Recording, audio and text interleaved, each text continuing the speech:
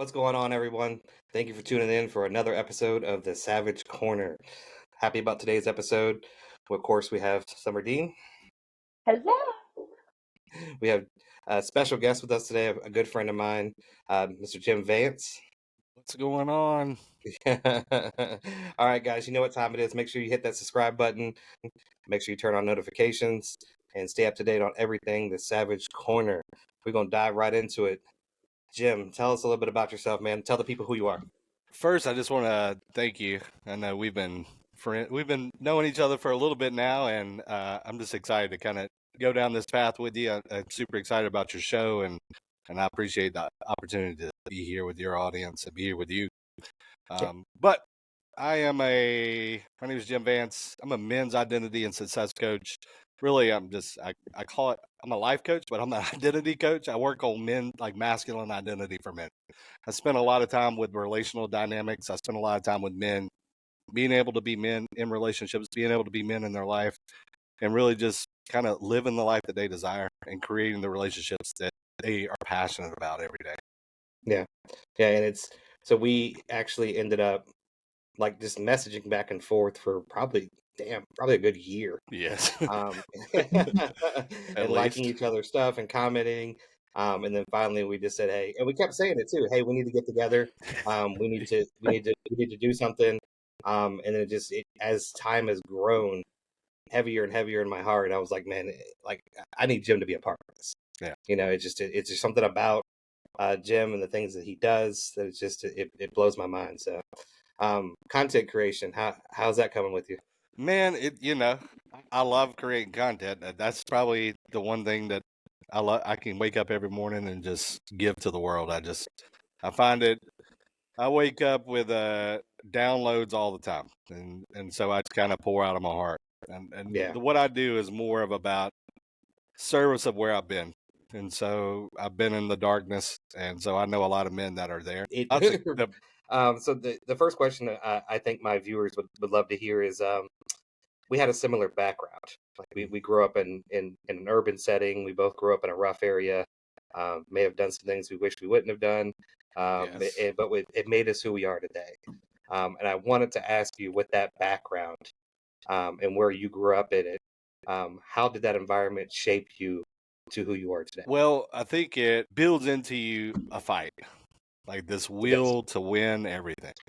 And if you didn't fight for everything, you didn't survive every day. And I know with me, and I say it all the time. I tell my kids can't even understand it at this point because we're in a nice neighborhood and they're just kind of living life. And I'm like, I used to have to walk home and fight to get to my house. I had to have a fight to get to my house every day. Yeah. And so me and my brother would turn our backs to each other and we would fight. And then we would go to our house. And then the next day we'd repeat the process every day. So you had to fight to survive. And and so if you didn't have confidence in who you were, you didn't have knowing that you were able to show up for yourself and for your family every day, you were just going to get taken advantage of. You're going to be run over and trampled over pretty much your whole life in that setting. And so you had to kind of build a will within you that people knew we just don't fuck with those guys. Yeah, eventually. And that's essentially, in a nutshell, that's how it happened with me too. It's like it took a while. I would say my freshman year really is where everybody was like, all right, yeah, we ain't messing with that dude. Yeah. Because he took it and he didn't he didn't fall down. He didn't worry. He didn't run away. He took every one of them, took every stride. And then from there forward, like the biggest thing that I've noticed from guys in our position is the amount of respect that we have for people, because we had our ass whipped. So it blows my mind. I can almost tell when somebody has gone through a rough spout like that, because they respect each and every person until they're crossed. And that's really, to me, that's what most people don't understand, is that an urban life or a street life, it is really all about respect. Now, sometimes it's the wrong kind of respect, but it really is. If you disrespect me, it's on.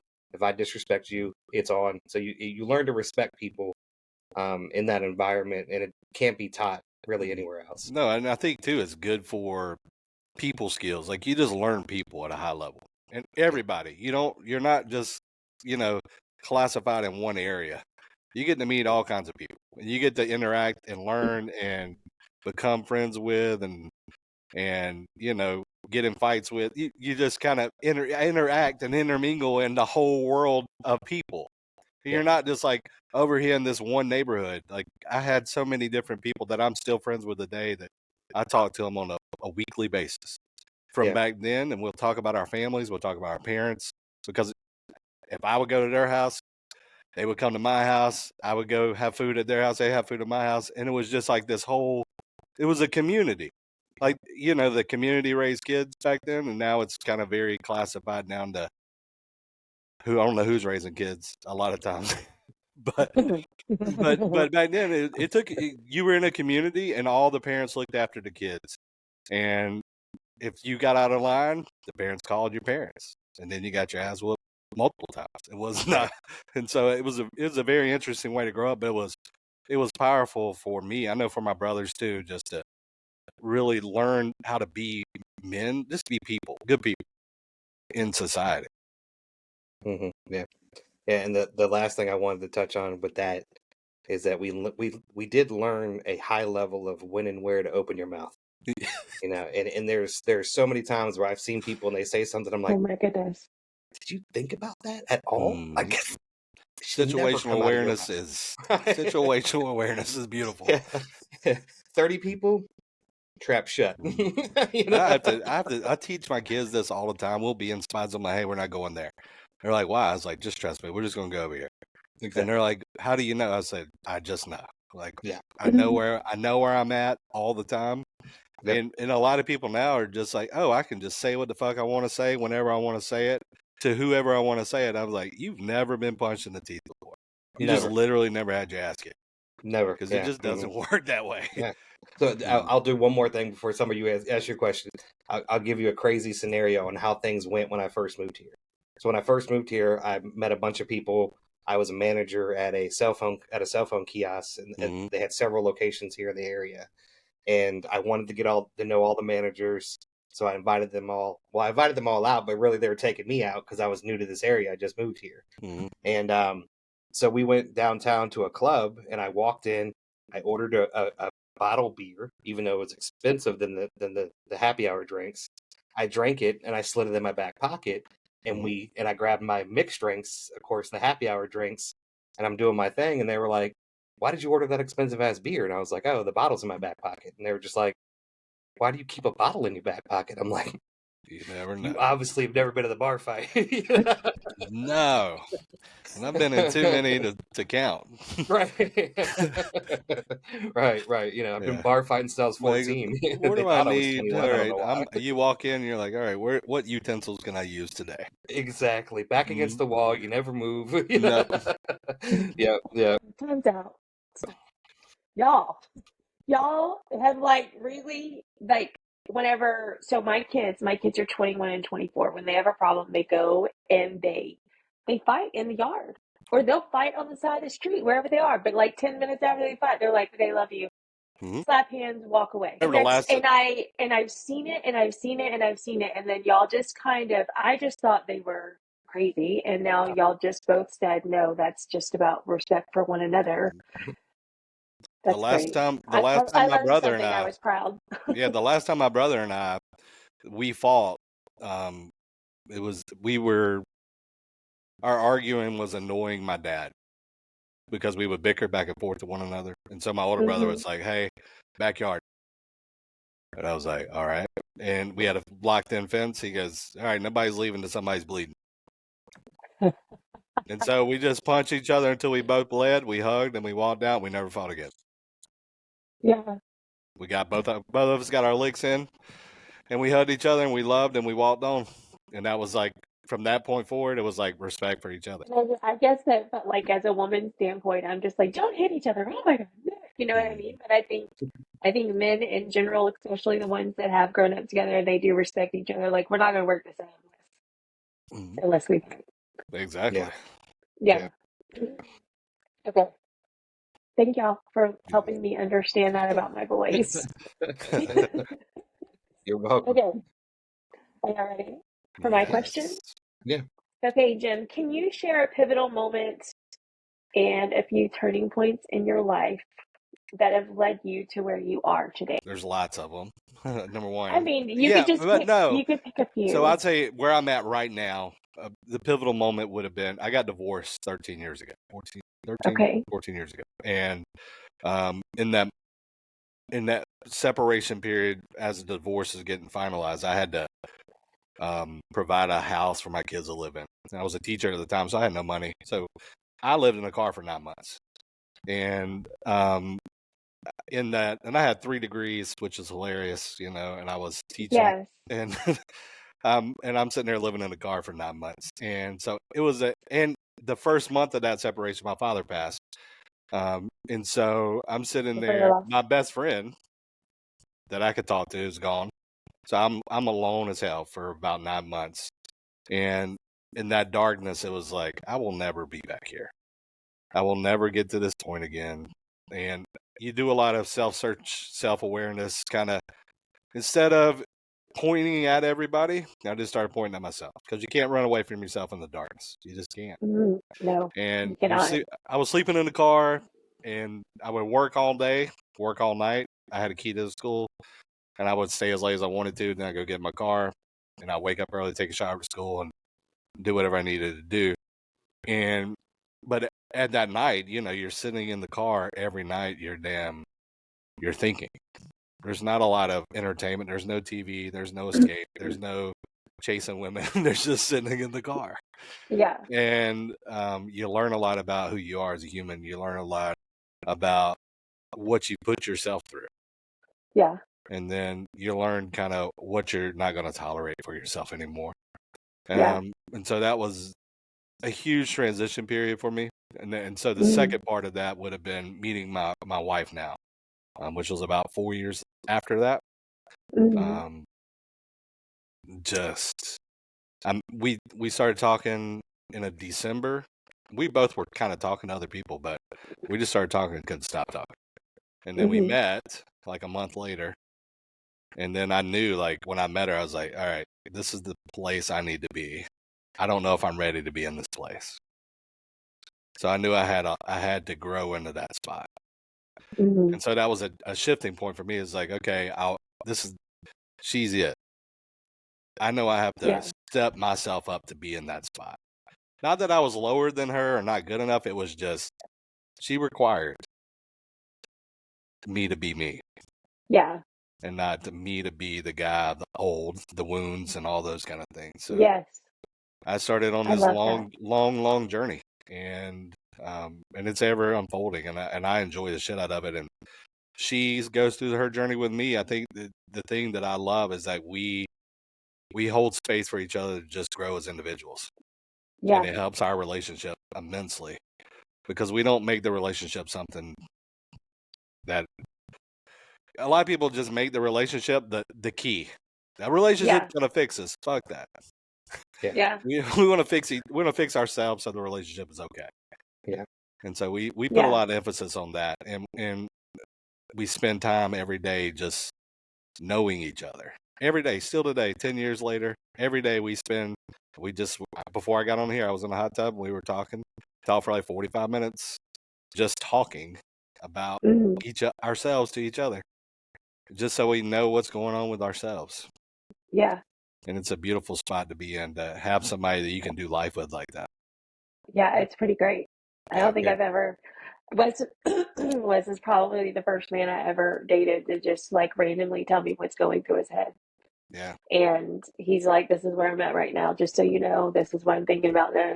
And just taking that time to tell me that. So I just give him, like, if he needs a little bit of space to get some more understanding about something, like I have, with him telling me that stuff, it's then like it gives me time to say, okay, he needs some time, and then we just come back together, and it's even more beautiful than it was before. I love it. So I love that. Oh, and by the car situation, it's funny how the universe will literally rip everything away from you. Yeah. For you to understand what you need to learn. Just absolutely. gone. Whoa, what happened? Yeah.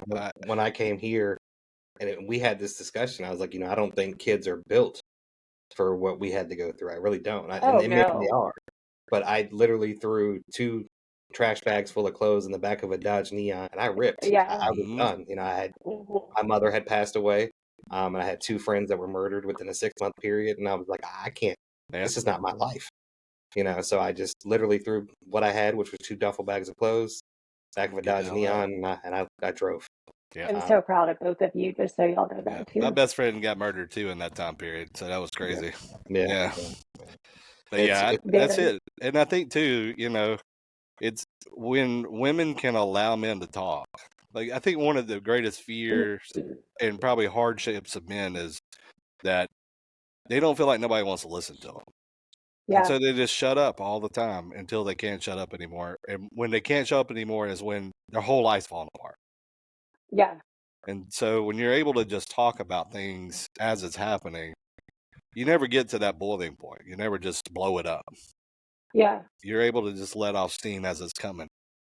Yeah. And it allows you to feel love because you're not having to hide yourself from anybody. Because unconsciously, what men do a lot is we suppress ourselves Oh, and we absolutely. show up in this light to be loved. But unconsciously, we look in the mirror and it's like, she don't know what the fuck I'm going through at all. And it's driving me crazy every day. I mean, my ex-husband was in the Navy, and I just wanted him to tell me how you were feeling, like Yeah. just tell like, but he just like he would just look at me and say, "You don't want to know what's going through my brain." Yeah. Because of all of the stuff he went through, and I was just like, whatever, I'm gonna go take care of the kids. Yeah. Yeah, and men have to get comfortable with themselves enough. A lot of men don't want to look at their darkness because Yeah, they view it as unlovable. so important though, so important. I found the best, the craziest shit is in all of this journey. The thing that found me the most love is me accepting the most dark shit about me. Yeah. Mm-hmm. Yeah. My wife was like, God, like I love you even more than I ever have because Yeah. I could talk about the darkness within me. Yeah. Yeah, Well, as that's far as beautiful. saying that, so the fights that we used to go through, and the anger, and and literally to protect ourselves, right? Yeah. So depression and disappointment and all this feels the same way. And there were times that I felt so bad and I didn't say anything because I was afraid of what would happen. I Yeah. was afraid the verbal would come out. I was afraid the hands would come out. I was afraid that Mm, all this stuff would come out because that's what I was used to. So I didn't yeah, say anything. I Yeah. just shut up. Know when and where to open your mouth, right?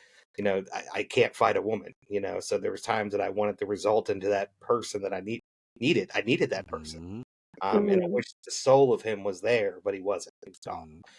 So that's it. It took me a long time to learn how to even that out, to be able to Yeah. voice what I wanted to say without using a Yeah. couple of fingers and a bunch of others. Because the hands a lot of times are just that's the last resort Yeah. of our emotional capacity. Yeah. And it's being able to express and I can I'm a very flowery language. I'll cuss like a sailor. So Me too. when I'm expressing myself to my Mhm. wife, I just do it in the most real, authentic way I can. I never disrespect her.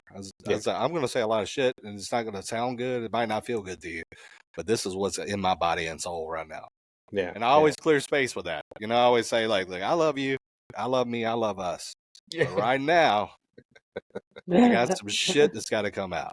Right. Absolutely. mm, So I wanted to ask you, you talk a lot about your wife, and of Yes. course the way you guys grew, right? And Summer and I are the same way. Of course, we're only 2 years in, or a year and a half in, so not quite the level of you guys as far as years are concerned. Yeah. It's not But what years. It's is there alignment. anything that you guys do? Is there being that you have an education in relationship study, is there any strategies or things that you guys use together to help uplift each other, not only personally but professionally as well too? So personally, I think the first thing we do is, and we're believers in the idea that each one of us are growing forever, whether we want to or not. Right? Every 7 years, our yeah, whole body redevelops itself mm-hmm, from mm-hmm, the cellular level to the skin level. So you're a new person every 7 years. And we believe, like, if I don't take time every day trying to get to know this new version of my wife or my husband, then in 7 years, I don't know who the fuck she is. Oh And my that's why gosh, you I always love hear like that. this 7-year itch, like, because in 7 years, they're a new person. You're a new person. And you're showing up to this person, viewing her like she was 7 years ago, but she's completely different. Right. And so it's like, how is she different? Like, my wife's changed, and I've changed 27 times in 10 years, and she's changed as many. And it's like getting to know her all over again, learning her. Because questions I asked her 10 years ago, she has different answers now. And she has different Absolutely. wants and different desires and different needs. Because as you develop, you have different ways of feeling and ways of wanting to receive things from people.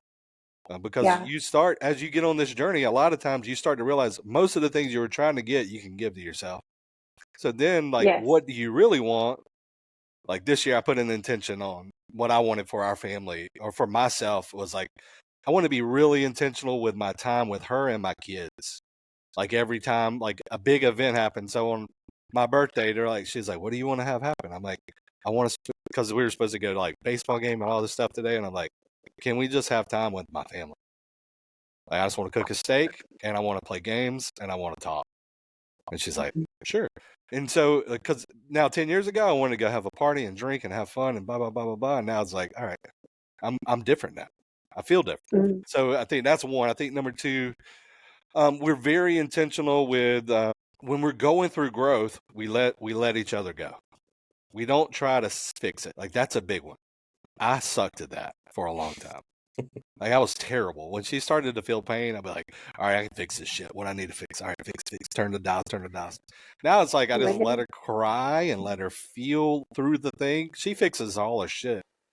And it just holds space for that and allow her to grow. And then we have our whiteboards and we'll have a day every Friday. We have Freedom Friday and we spend a whole kind of day together where we talk about our life together, our family business, our business, and then our own personal business.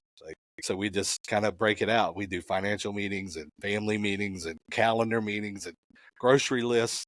But it's all like very like, hey, we're invested in this shit together. Right. So we're going to meet. Like, she's not making all the schedule. She's not making all the meals. We're doing this together.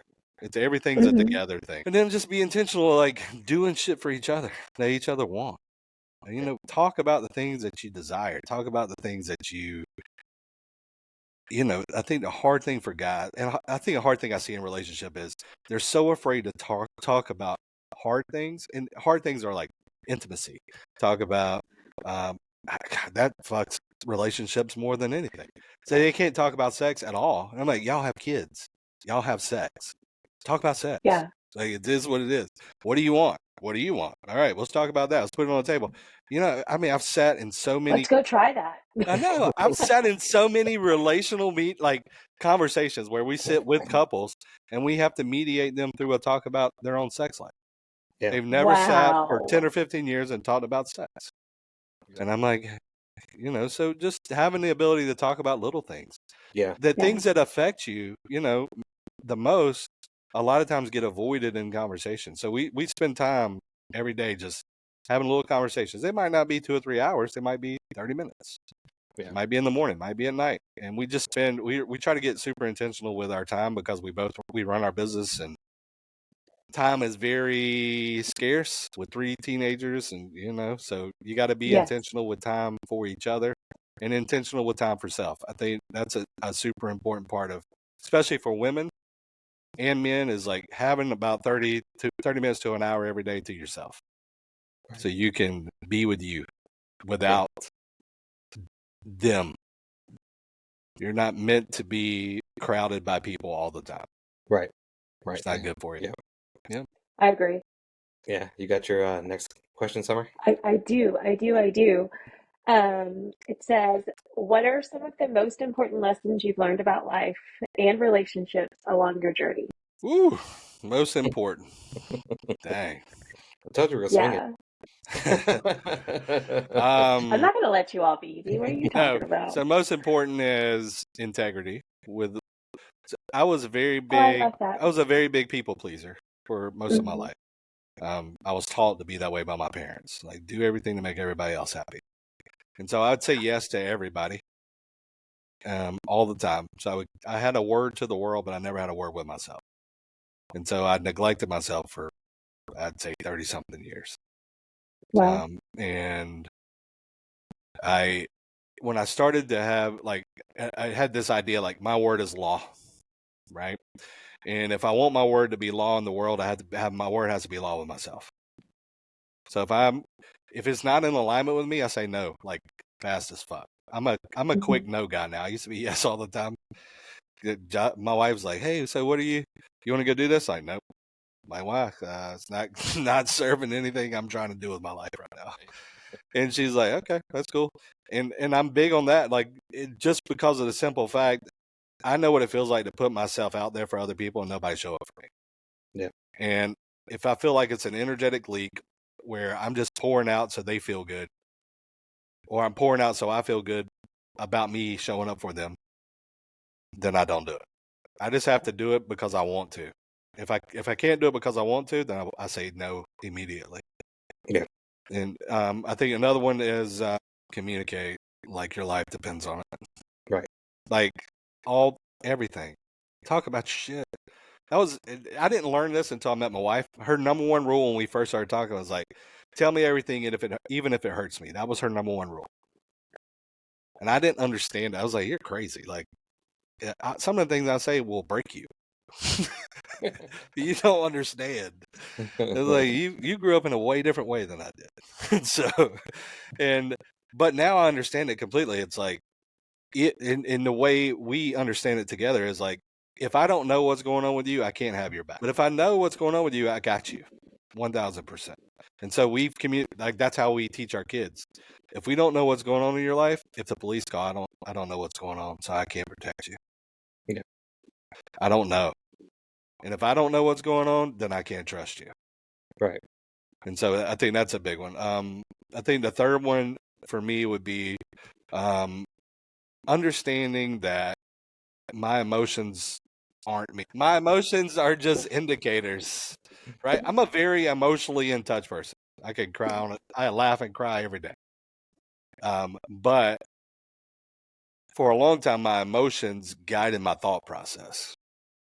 And now my emotions are just a GPS. Like, hey, there's a speed trap up above. You need to check that out, right? Hey, there's a wreck over here. Look at that. And so I just look at it as something's going on that I need to pay attention to. It doesn't mean I need to become the thing. And Right. I get to choose how I feel about it. And you just explained that wonderfully, by the way. And when I've learned to do that now, it's like I'm very neutral about everything. Nothing has emotion unless I give it emotion. Yeah. Nothing. Like this phone, people get so excited about a phone, and it's just a phone. It has no emotion. Right? Yep. If Wes cussed me out right now, his voice has no emotion to me. Right. It's just words. Yeah. But people make it mean something about them. Yeah. Yeah. And so you have to learn, like, everything that's coming in is just an indicator of what's going on in your world. And it's usually an indicator of what's going on inside. Right. And so I first look inside before I look out. So I'm not going to get mad at somebody out there or something out there if I haven't done the work in here first. Yeah. Wow. Because then I can mirror it out. Yeah, absolutely. Yeah. Absolutely. So I think the last one, I mean, I'm very, and it goes along with emotions, is emotions make you move really fast in life. You see people that speed up all the time because they get very emotional. It's like, slow down to move fast. Like, the more slow you are in your brain, the more fast you move in life. Yeah. Because you're able to get through bullshit fast. It doesn't bog you down. You're just like, okay, cut through. I'm out. Mm-hmm. Yeah. I'm out. Done. So we talk a lot about masculinity. Yeah. And it's a hard topic in some situations just because of the way society views it. It's a lovely topic. Everything's hard. A lovely topic. Everything's hard until you make it easy. That's what I try to do. You as a professional as well too, have you encountered any stereotypes or expectations regarding masculinity, And if so, how do you navigate or challenge them? Oh, You can kind of pick one. I know that's a broad statement. I encounter all of them. Right, I get hate all the time. I always get, because the way masculinity is taught to the masses is wounded masculine energy, control, manipulation, aggressiveness, competitiveness. Those are all wounded masculine traits, right? Mm-hmm. Nobody knows what healthy masculine is, where it's directional, balance, forward focused, logically thinking, emotionally in tuned, heart centered, giving. Those are healthy masculine energies. Yeah, Grounded, slow, like everything in their life is. If you ever been around a guy that's super masculine, like health, like you're like, there's this, you just feel like you can just breathe around it, like you just calm down. Everything just gets Mm-hmm. calm. Nothing stirs around it. Everything just gets calm. You're like, okay, it's a difference. And so what I combat with is, number one, I always say, well, you're wrong. No, I don't say you're wrong. I always say, yeah, you're right. Hey, from your capacity, because everybody thinks a man that's talking about masculinity is a narcissist. Like, I get Dude, that. I get that all the time. I'm like, Like what the I fuck are we hear, talking about? I was like, do you know what a narcissist is? Number one. yeah, All right. Do you know what the narcissistic personality disorder 9 steps are? Have you read that? Nope. Okay. So you have narcissistic traits by telling me that now I'm a narcissist because you're gaslighting me. And they're like, mm-hmm. what do you mean? It was like, by your definition of narcissism, you're doing the same thing I'm doing. Yeah. And so they get frustrated. So I'm like, hey, go read this. I educate, and then we can have conversations. Right. Yeah. Because until you realize and recognize what you don't know, you're always going to argue about your ignorance, right? Yeah. Most people argue from a place of not knowing or not wanting to know. Yeah. Because once you know something, then you have to see it in people. It's a big thing. Like, once you open your eyes to shit, then you get to see it. Then you get to make choices. Yeah. Then you get to realize, like, hey, I'm a fucking unhealthy masculine woman. Like, I'm a controlling bitch. I'm a this. I'm a that. I'm a this.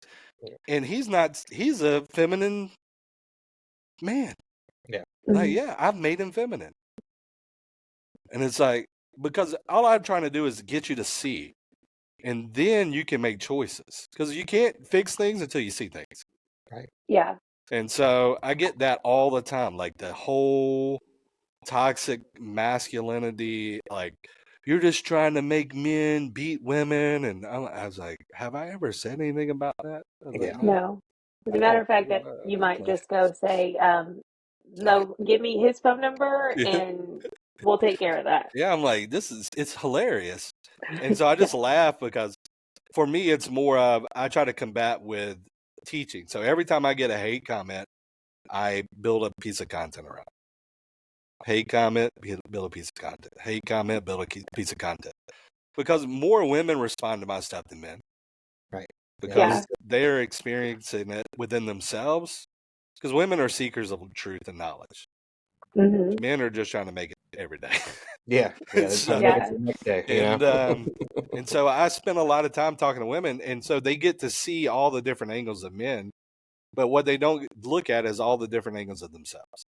And so when you start to reveal the darkness within women, they get frustrated and they get pissy. Men, they hate it, but they're willing to look at it and say, yeah, I need to fix this shit. Women are like, I know, I want. So the way energy works is, the feminine energy is always looking for pleasure. They want all the good shit.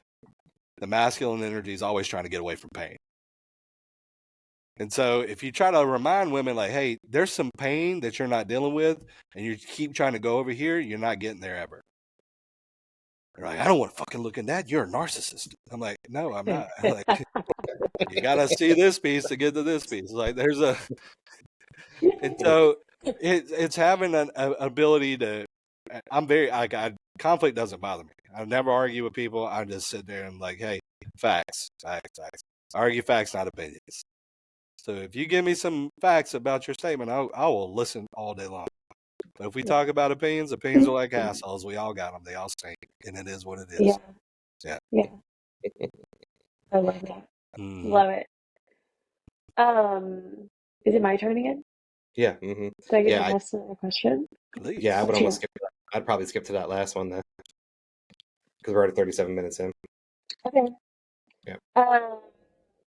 Well, okay. Can you tell us about any upcoming like projects or anything that you and your wife are doing? Yeah. Like you can totally just plug in everything right now. Let me hear it. My wife and I have a podcast together called the Advance Your Life podcast, which is really cool. We Okay. talk all relational Go follow, dynamics, guys. It's which is great. cool. I just launched a podcast called the Masculine Code. I'm going to have Wes on here soon. I only have 3.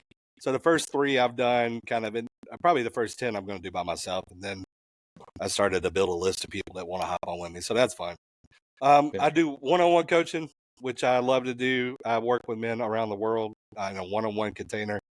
If you go to my page, I have a work with me button. You can schedule a free call, and I talk with the guys just to see if they're even willing to do work at that level. And then every quarter, I do programs. So my wife and I are about to do 2 programs. One is called Ravishing, which is for women, and the other one's called Penetrate, which is for men. And it's a feminine identity and a masculine identity course where you talk about the woman or the man who has it all in life and relationships. And so it's like a 6-week course for each. So we do the women's first. I teach with her for the women, and she teaches with me for the men. So we can get both sides of the coin. I love it. So we talk about all through energy and communication and intimacy and all these types of things. So it's very fun. I like teaching the women's course a lot because the women are super fun and interactive. Men, we just sit there and like way more than men are. The men's class is right? They don't want to get on camera. They don't want to do anything like. They have their cameras off so you don't look at them. Yeah. Right. The women on there are like, hey. I'm like, what's up, girl? How you doing? Yeah, the energy goes way up. Yes, I love it. But women, the feminine energy loves community. The masculine energy likes to be by themselves. Yeah. Yeah. Absolutely. And I think women have lost that, honestly. Like just in general, like I just think that we've lost that community because, when y'all were off hunting and doing things out in the woods and getting our food and being men like you were supposed to be doing, we were all together playing with babies, doing laundry, just being happy. Yeah. You know what I mean? It's so different. that's totally, I'm really big on the woman has her jobs and the man has his job. So absolutely. The community. Yeah. Great. Okay, it's my favorite time. It's email time. Okay. I'm excited. Are y'all ready for this? Okay. Hold on 1 second before you do that. Okay. So just a reminder to everybody that these emails are going to remain anonymous. And if you guys want to send in emails, you're more than welcome to, but it's always going to be anonymous. Unless you're specifically asked that you want to shout out. And that may only happen in certain situations, but we are not. And then I'm bringing you on the podcast if you ask that. So this email is from sugarbaby@aol.com. Is there that you what go. Yeah. You can come up with whatever name you want to come up with. Okay.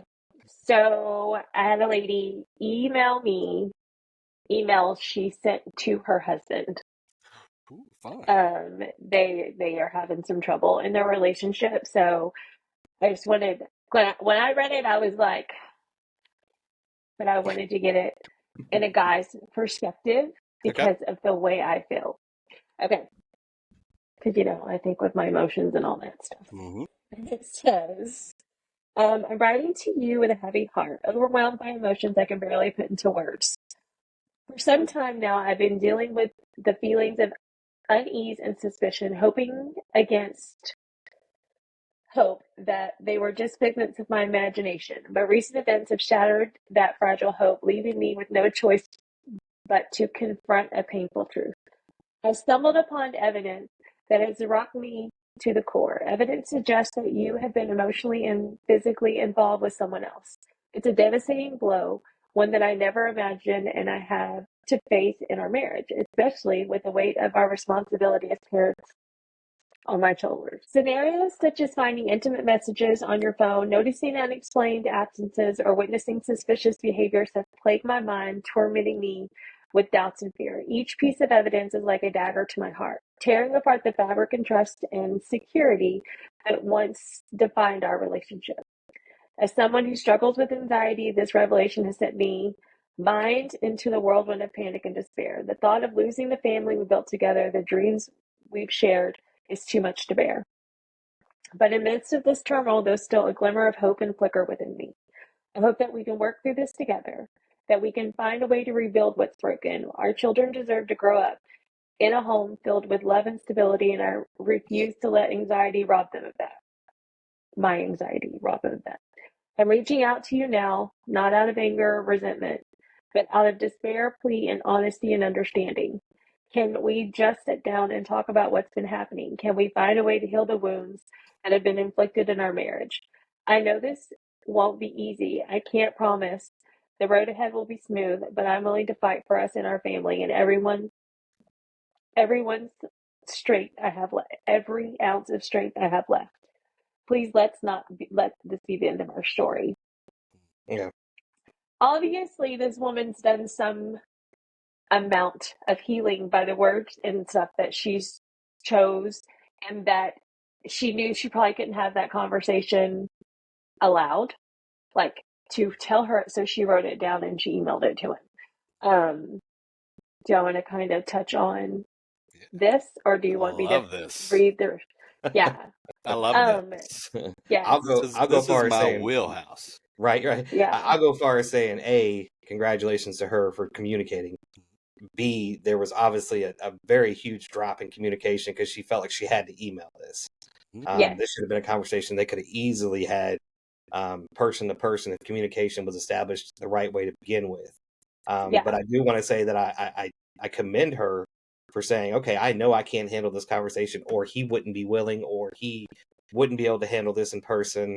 So I am going to communicate everything that I need to do in writing, which I know a lot of people that, they never thought about doing that. Okay, you're not a great communicator. I would be, if I knew any of this, I would be immediately in there trying to, I know that it's not appropriate to hit your husband, or I would be trying to whoop his ass because you fucked up. Like, and I'm healing, and this woman is just like, let me just calm down. Like, that's how I'm reading it. It's like, let me calm down, let me send this email and think about it. When I would be like, oh, I want to, go ahead. No, Go and ahead, that's Jim. what people have to do. So they have to articulate it in a different way because they don't want to result to violence, and I get it. Yes. I agree, 1000%. And it's probably a way that she's learned to communicate with him to keep his ego out of the game, because he will try to defend every sentence. So instead of him being able to defend the sentence, she can just talk. It's a free frame of thought. Free frame of thought. All right. Yeah. So broken trust is huge. Yeah. In every relationship. Right. Oh, absolutely. So it's not just this. This is like the grand gesture, infidelity. Yeah. But most relationships, I'd say 100% of relationships have broken trust at some level. And but most people don't look at why trust is being broken, because it's not just him. And this is where I get in trouble all the time. All right. So this cheating is a two-way street. And it's not the person and the person they're cheating with. It's the person and the person you're in a relationship with. Both of y'all have done something to one another that's created the feeling that you need to run away and find something else. And it's unconscious.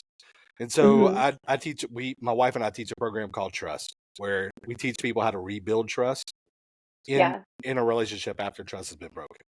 But the first part of that is there has to be a mutual decision that both of them want to start their relationship in the beginning. Yeah. Because you just blew up the house. Right? Yeah. Now we got to build a foundation again. Yeah. And you got to build a house that's made of glass. Right. Like, I need to see into your shit every fucking day, every fucking second. Right. And you need to see into my shit every fucking day, every fucking second.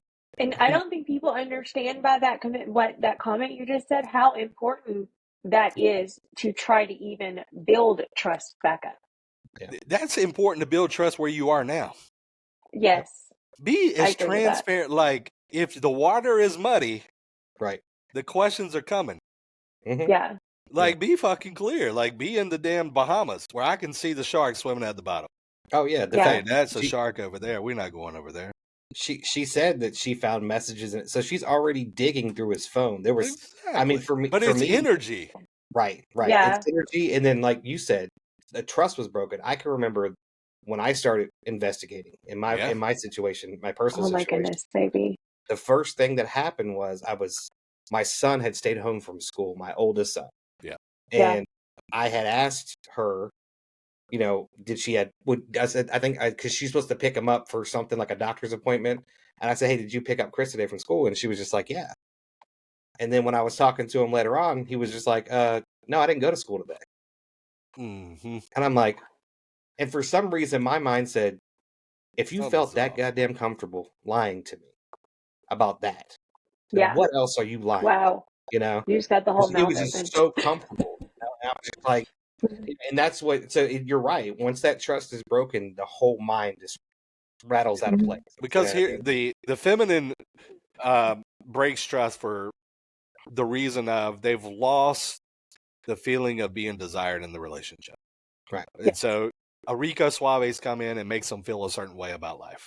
Right. Hey, there's spontaneity, there's surprise, there's like this romance involved. Like, and they're at home and they feel like they're at home with a roommate. The masculine breaks trust because he's looking for love and respect again. Like, this new person comes in, you're the greatest thing since sliced bread. I can't believe she would ever do this to you. Da da da da da. And the man feels like he's on top of the world again. And so there's something in the relationship where y'all have lost that for one another. Yeah. And so somebody in here, am I saying it's right? No. But until you take responsibility in here, this shit's going to come in. Right. This shit comes in all the time. If your relationship's solid, they coming in every which way under the sun. And it being as public as we are, they're going to come in from every which way under the sun.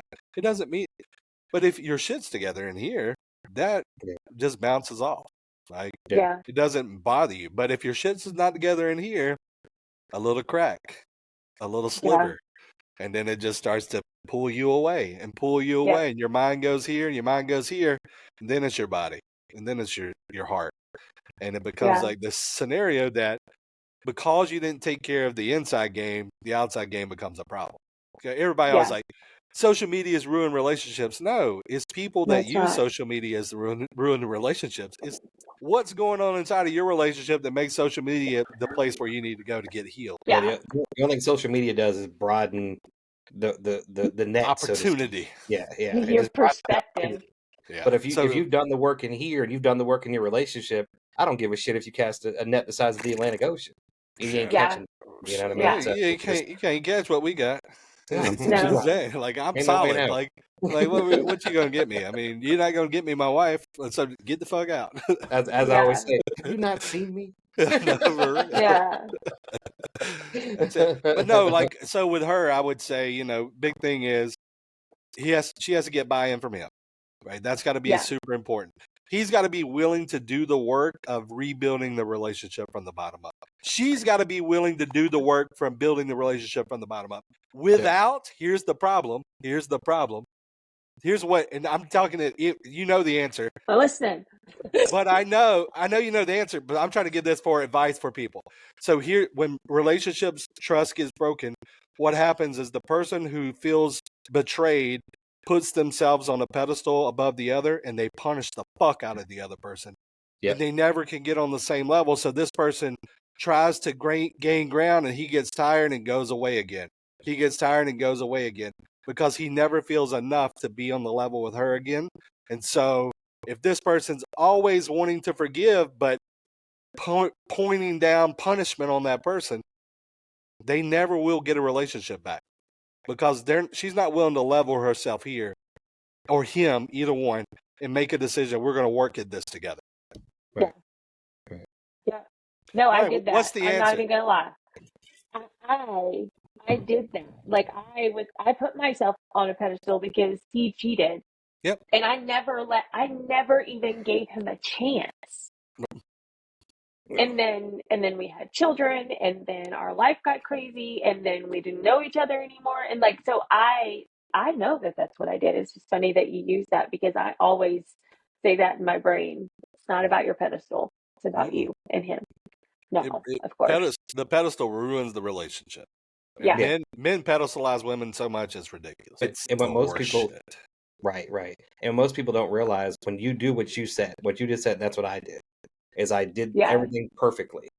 So Yeah. and it happened again, unfortunately. But when it happened again, I was able to say, you know what? I did everything that I could. It's now Yeah. time to move.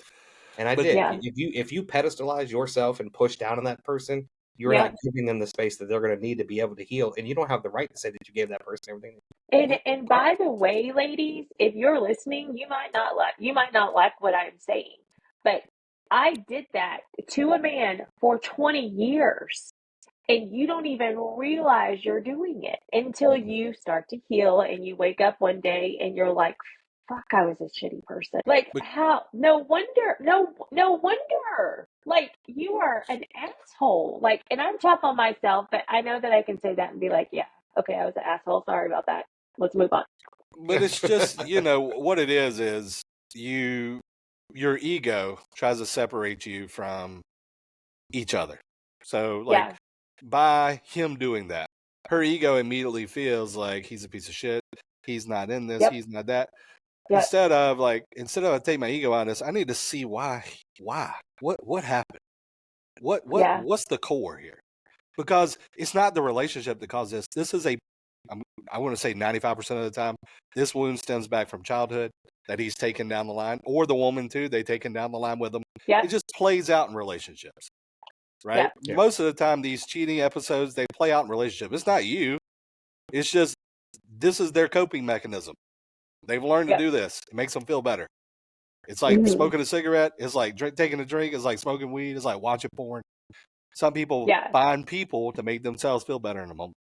So I want to know now, what was the male? What was his response? Okay, no. I'm about to read your response. Because you said you're going to get mad, so I want to know the response No, now. it says, he said, thanks for sending me this email. It really hit me hard, and I've been trying to wrap my head around everything you said. To be honest, I'm not sure if I'm ready to commit to fixing things right now. What you told me caught me off guard, and I'm feeling a bit lost about what to do next.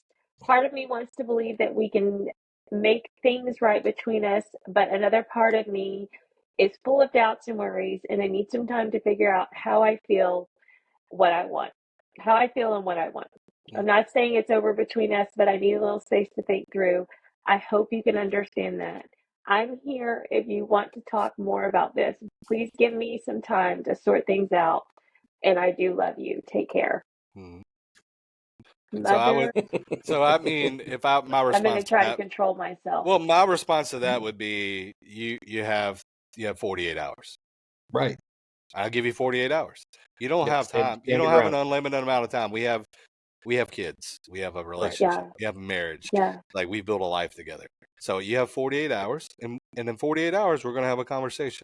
So I need you to be ready for this conversation. So you need to take a lot of time away from whoever you're talking to and start talking to yourself. Because I know how my wife would handle this. She would be like, hey, that's cool. You can have your time. But in 45 minutes, we're going to talk. That's the way we always talk, because we're big on walking away when we don't feel like we have a clear picture of what we're going to talk about. Yes. But we always put a time frame on, hey, in 30 minutes, we're going to get back together and make this happen. Because right now, I don't know exactly what I'm going to say to you is not going to be the right thing. Okay, so my response to this is, you had plenty of fucking time because you were out holding around and talking to other women and giving my attention and my shit to me. Mm-hmm. But it has nothing to do with her. You had plenty of time. It has nothing to do with her. It has everything to do with him.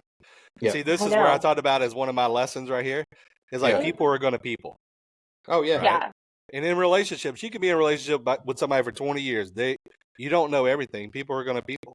And what they choose to do with their life, this sounds really weird and robotic. They're doing with their life. Yeah. And at the end of the day, you're the prize. You wear everything. And if you hold yourself at that standard, whatever they choose the fuck to do, that's on them. Yeah. And he wasn't thinking about her when he was holding around. No. He wasn't thinking about what he wasn't thinking about. He was thinking about, how do I feel better right now? This is where addiction cycles start in people. Okay. Right. Yeah. So what they do is they're running from pain, and they find a medicine, and it feels good until they find out, like, this doesn't feel good, that I fucking did this thing and I cheated. Yeah. And then now I got to feel good again, and I got to go back. Oh God, I got to find somebody else to feel good again, and it just starts getting tighter and tighter and tighter and tighter and tighter circle. It's a dopamine hit, so they don't feel like shit all day about who they are as humans. Right. Yeah. And what I heard him say was, what I was going to say, baby, what did you hear in this? I know what I heard too. Him say was, I think my other option is better. Yep. I heard that and too. That should tell you, like you just said, that's what you just said, Jim, like you should say, hell no. Yeah, you got 48 hours. You got 48 hours to think about this, or I'm out. You know what I mean? Because I'm better than this. And that's the hard thing to stand on sometimes. Yeah. Oh, and then most likely it's going to be followed with. Most likely it's going to be followed with, I'm going to be staying away from the home for the next couple of days because you're going to be with her. Yeah. Like, and that's just it's a redundant cycle over. That's and what over. I heard. I heard in that too. He wasn't coming home. Oh yeah, that's what I heard. I'm like, oh, so you're not coming home? Like you staying away from the house. Yeah. So you took space from me, and now you are asking for more space to go do. Right. So you go do you, boo. Bye. Yeah, I got time for that. Anybody within an earshot of this podcast, if somebody is willing to foster any kind of physical or intimate relationship with you, knowing that you have a husband or wife, that person has no morals, no standards, no boundaries. And they have casual morals. Correct. Right? Yes. Casual morals mean like my morals are only good for me. And so when I decide to let those morals down, then I'm okay with that too. Because people only do psychology. Everybody does everything to serve themselves. No matter what you do, Wes, you're going to fucking serve yourself. Summer, you're going to serve yourself. Everything you do in life is to serve you. Yep. Right? And so it's not about being moral. Everybody's morals go out the fucking window when you're not getting your needs met. Yeah. Everybody's morals go out the window. There's no running from that. And I think people I'm like, shadow work doesn't it helps you realize that. Yeah. Then what you gonna do? Like when your needs don't get met, so there are ways to step into this. You got to start talking about, hey, I'm feeling lonely.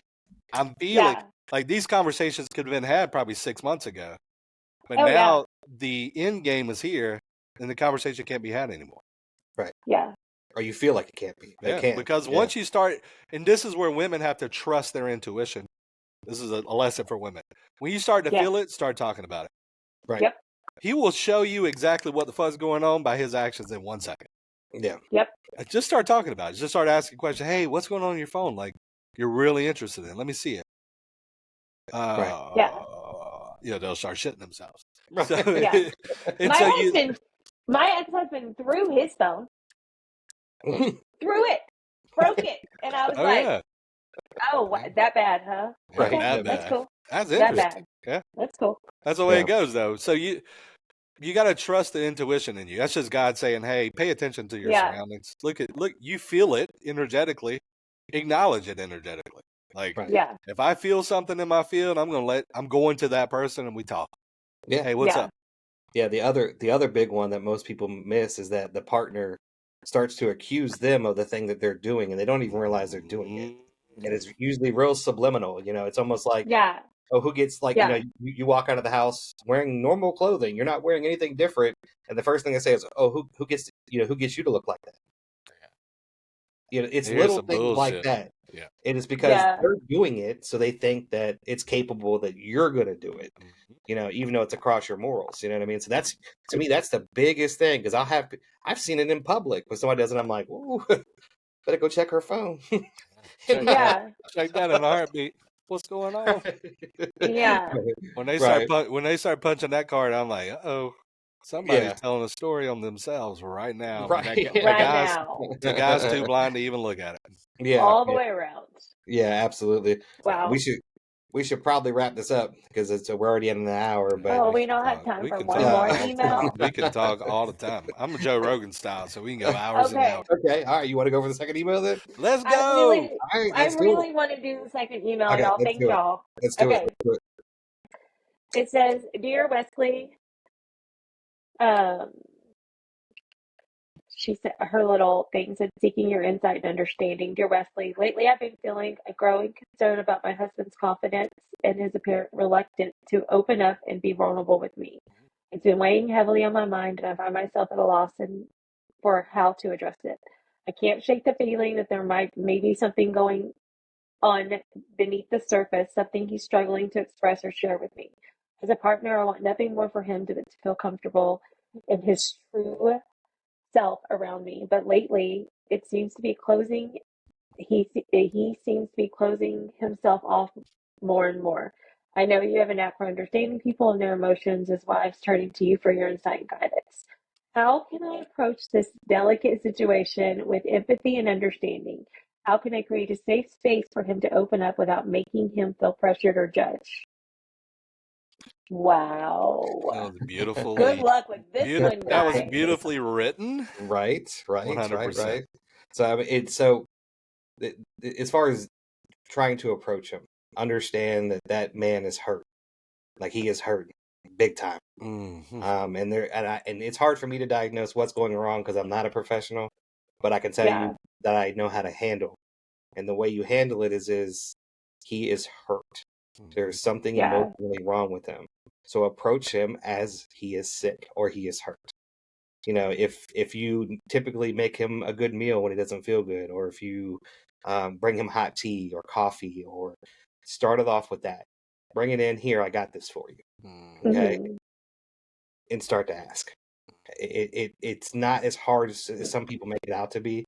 If they lash back, then be ready for it. Because a lot of times Hmm. when a man buries his feelings like that and he's not talking about it, it's going to come out bad. You know, but you'll be amazed that if you try a soft approach, like I said, if you walk in with that cup of tea or with that cup of coffee, or if you make him a meal, whatever it is, and just ask him, hey, you know, I made this for you. What's really going on? You know, Yeah. what's really going on? You know, you don't normally act like this. You know, things are happening. Hmm. I want to be here for you. These things will sometimes allow him to just open up. It'll Yeah. allow him to cry. It'll allow him to talk because he feels like he's in a soft, safe place. Yeah. But if you rail off on him, like, what is going on with you? What's wrong? You are going to get a negative response because there's a reason why he's not coming out with that energy to begin with. You know what I mean? But That's and a lot of times it's not the end of the world. It doesn't take much to set us off sometimes. You know, it could be little Hmm. things. You know, it could be not feeling secure at work, or not feeling like people are listening to me at work, or it could be something outside of the household that has nothing to do with you. You know, and so don't take it offensively. Ask questions, articulate. You know, so what is your that's professional stance, Jay? I 1000%, uphold everything you just said. Yeah, I think the biggest thing you have to remember is you're not fixing him. yeah, So here's the one thing that women misconstrue is that women want men to not try to fix them. They want them to hold space. But then they try to go fix men all the time. You're like, so you got to be the thing that you want. So if you want him to open to you, just like if you want to open to your man, he just needs to be there and not try to get shit from you. He just needs to be there with you. right, Be Hmm. there. Like she even said in her email, like, how do I not judge? Don't judge. How do I not? right. Like, it's just don't judge. Like, just be prepared to know some darkness is coming out, and Yeah, it might not be what you want to hear, but be okay hearing it. right. And So whenever when I just read that, like I feel a woman that is afraid to talk to her husband and afraid to hear what he has to fucking say. Yeah, yeah, most women are because yeah, they don't realize we're very complicated creatures. We're very simple creatures, but in here is a complicated story, right? And Yeah. I'll give you an example. So one time, my wife and I we had conflict. We conflict a lot. That's just what we do. We're good at conflict. We've gotten really good at Mm-hmm. conflict. It's probably the best thing we do for our relationship. We have conflict. But in that relationship, in that moment, she said something to me in a judgment state, and I was like, "Can I tell you what that makes me do?" And she goes, "What do you mean?" She goes, "What when you say things like that to me? Here's what happens to me." And she goes, "What?" And so I wrote 6 pages of a story that I had created by one sentence of things she said to me. I was like, so your simple sentence for me is a complicated story in my head. And Yeah. I have to run from that for days. Wow. And she's like, fuck. I said, so it's not that I can't see you. It's my shit in here can't see. And Right. so, and it gets complicated for men. And so when I start to tell her these things, she goes, baby, that's not anything I meant. I was like, I know that. So you got to be careful with how you show up to, you say you want to show up in love and judgment free and what was it, vulnerability and things like that. Then you got to be soft as fuck. Like you got to realize like, I got to be a cushion and I don't need to be, and I need to be somewhere he can lay his head and cry. Not somewhere I got to lay on the couch and I'm sitting across the room and hoping he cries to me. Right. Yeah. So I don't want to be a psychologist. I want to be his fucking resting place. Right. Yeah. Right. Yeah. Part of what I do with social media is because of my grandfather. My grandfather was great at philosophy. He was great at quotes. He would give me these one-liners, man, and a lot of them I didn't hear. Yeah. As a child, but I hear them echoing through my soul now. Yeah. And one of the things, and I don't think I've even ever told you this one, Summer. One of the things he used to always say was, if you want to communicate with a man, you have to journey through his brain. If you want to communicate with a woman, you have to journey through her heart. Yep. Oh yeah. Two totally different paths. And when he said that to me, it was because I was arguing with my dad. And that's what he said to me and walked out. Yep. Didn't turn around and tell me what it meant. He was very good at this. Yeah. He just come in, spat out some words, and you like, what the fuck does that mean? Yeah, what did you? I had to spend the next 24 years figuring that one out. Because and so like Wes said too, like probably this is a very simplistic thing that has nothing to do with you, or it could have something to do with you. He's just unwilling to share it because he's afraid to hurt you. Right. Yeah. And you just have to be open enough and soft enough within yourself to be a space where he can just tell you what's up and be okay. Yeah. And he may cry, he may not. He may be angry, he may not be angry. Whatever he is, receive him as he is. And also, like, I don't know if, like, I feel like a little bit of her, like, it sounds like she's a little bit a masculine woman and a little bit, like, because to me, she should have already been in her femininity to be able to talk to her husband. Yeah. So I think maybe her energy is off, like, too. Like, that could be. I think too, relational dynamics today are so skewed. People aren't taught how to communicate anymore. No. And so, simple conversations that we've learned to have, like going through work on ourselves and things like that. Most people they just avoid them with like the plague because the fear of losing love or the fear of pain or the fear of what they may hear. And they just want to keep the status quo. It's good where it is. I don't fucking want to do all that. Yeah. And that's I mean, we were taught that as like our little generation, we're taught not to communicate. Our parents told us to shut up and go outside. Especially men. Men were like, my dad told me, you're better seen and not heard, son. Right. Like, yes. Yeah. That was it. And that's the thing, because like with when they keep things inside like that, right? Or basically what I'm trying to get at is that she had said that his confidence seemed like it had been stricken. Well, so the first thing that we do is when we have our confidence stricken, we start to second guess. Yeah. We second guess our decisions. Hell, we even second guess why we're brushing our teeth a certain way. Okay. We'll second guess everything and we'll never even say nothing to nobody about it. But when we start to second guess ourselves, our decision-making process starts to fall off. All right. So our choices start to fall off. Next thing you know, the woman is having to make choices that she didn't have to make before because the man was just doing it. And not that that's a terrible thing, guys. I'm just saying that's what your dynamic was. You just didn't even realize it. It happens a ton. 100%. Next time, what's your biggest argument? Where are you going to eat? You know, when somebody starts telling you where to eat, then that argument goes away. But anyways, I think part of too is, and some of this work, and so a lot of work I've been leaning into probably the last year or so with men is shame work. Yeah. Like a lot of men, we carry so much shame with us that we take shovels out and bury it. And we take shovels out and bury it. We take shovels out and bury it because we're afraid that shame that we see in ourselves that everybody else is going to judge and they're going to pull love away from us. But eventually it boils out in anger or crying spouts or depression, things like that, because we hadn't looked at and brought to the forefront what we're running from. Yeah. And it may be little things, like little tiny things, or it may be giant things. And it's just being able to give that space for him to work through his own shit. I remember we began this podcast. You say, what are some things that you and Jocelyn do to kind of, the one Yeah. thing we do is we just give each other space to go through our shit individually and together. And be understanding. Like, Yes. Wes and I, like, if I'm going through something, he's like, I need to know, what do you always ask me? Do you want comfort or what? Comfort or Comfort comfort. or yeah. And I'm just like, well, I don't know what the fuck I want, because half the time I don't know what I want. You want So conflict. he, What? and then he, whatever energy I'm at, like, he just kind of goes with it and just says, I always let's ask go. the same. So I do. Do you want me to coach you right now, or do you want Yeah. me to love you right now? Yeah. That's what Wes Because seems to say. sometimes it's she wants me, like, hey, I need your logical brain to help figure this out. And then Yeah. sometimes he goes, I just need you to let me be irrational with my emotions and I'll be okay. I'm like, That's the okay. conflict. So for me, I'm such a patient person that if she needed to, she can unload on me. Yeah. And I'm okay, all right, you know, It's all right. And then we'll just keep going. It's because I have developed so much patience with people. It's just it doesn't rattle me like that. So I think it's a great space for her that if she needs to unload, I mean literally unload, have at it. Beautiful. We'll talk about it in a minute. Just whatever you need to say, let it out in the way you want to say it. We're good. I like it. And I'm always afraid I'm going to hurt his feelings. Well, I don't want to say this because it might hurt your feelings. And he's like, you're in a safe place. Yes. Why?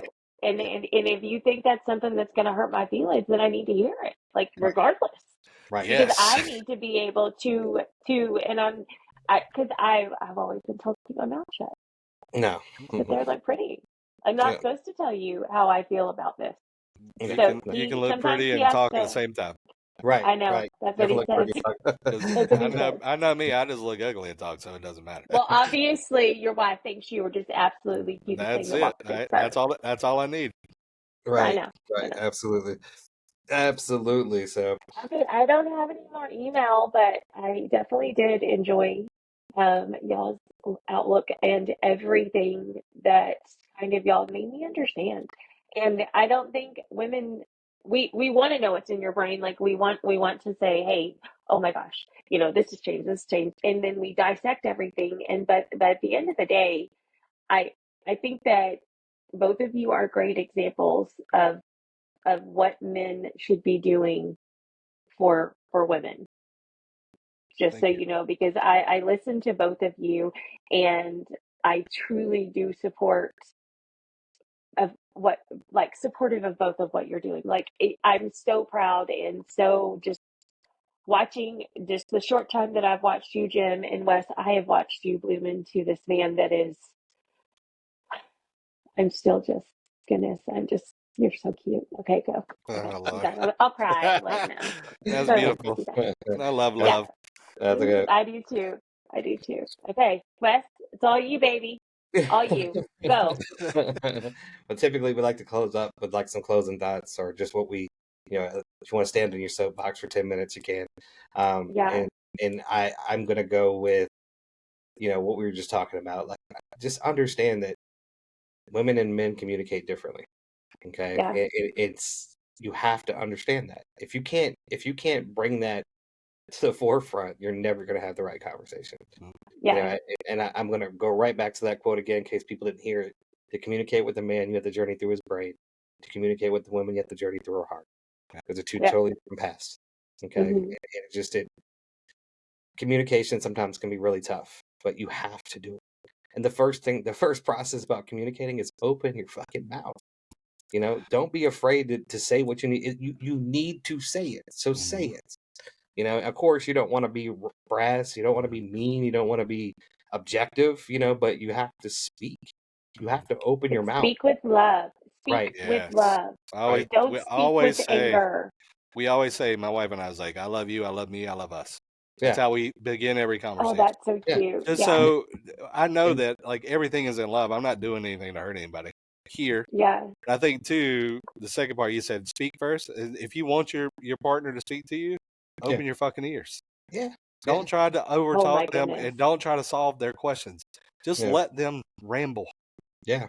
See them through their words. Yeah. Because they don't see themselves. That's why they're talking so much. Yeah. And the second part in too, and I hear it, more from women, because women will talk about it, men won't usually. But if if your feelings are not being, validated, Mm-hmm. there's a larger problem than you think. If I Yeah. come and say I am hurting, I feel like, and you pivot that back against me, there is a huge problem. Yes. Don't stand for it. Go get counseling or stand your ground in your home, because there should never be a time where your feelings are not taken into consideration. Absolutely. You know what Yeah. Yeah. I totally agree. On both sides. I mean? Right. Right. So Women and men. Yeah. Y'all I'm gonna both jump off need my soapbox, and you jump on. I'm Go the ahead, same Jeff. way. Like I'm gonna piggyback with you right there. I'm very big on the relationship being an equal platform for both people to be their greatest versions of themselves. Right. Right? Mhm. It's not man's job to make woman great. It's not woman's job to make man great. It's man's job to Mm-mm. make man great, woman's job to make woman great, and their job to make the relationship great. That's And right. if you are constantly trying to push your husband up or push your wife up or make them your purpose or make them your project that you got to fix, you are abandoning yourself in what you're meant to do in this world, because you are pouring out into somebody that doesn't want you to Yeah. pour into them. You're trying to make yourself feel good by taking care of them. Make yourself feel good by taking care of you, and you will be able to give to the relationship. You can't give the thing to people that you don't have inside of you to give. And if Yeah. you're always trying to get it by giving to other people and making them feel great and getting them to love you because you took care of them, that means that you are fucking manipulating them at the most core subconscious level on the planet. And most people don't want to accept that. But the reality is, until you love your fucking self, your relationship's going to be loveless. Yep. I don't think that we as healers even can stress that enough. Doing work on yourself helps your life, helps you understand why you are being a shitty person, why you are doing this stuff. Like they just don't understand. And whenever as healed people see them, we're just like, oh man, you got to do this, this, and this. And it's aggravating for everybody if you don't work on yourself, regardless. And I think too, as you do this journey, and I think I see this a lot, is we go back and judge the persons we used to be. You can't do that. You were just doing the best you could with the resources you had. And as you get to see yourself, you get to appreciate who you were then. Like I know me in the streets, I can look back at all the crazy shit I did and be like, what in the hell was I thinking? Or I can say, that guy gave me the power to do what I do now. Right. And accept that and love it. And same way when you look at your parents and how you were raised and everything else, they were doing the very best they could with the resources they had, with the understanding they knew about what was going on in life. Was it good? Was it great? Who knows? Yeah. It was what they did. Now, what are you going to do for yourself? I'm just learning that too. Yeah. It's crazy. But, Well, I've enjoyed this so much. Me too. Guys. I loved it. Yeah. I'm excited. I want to do one with your wife whenever she has time. Yeah, I told her the other day. She said she'd be excited to hop on. So we get on there and rock it out. It'd be fun.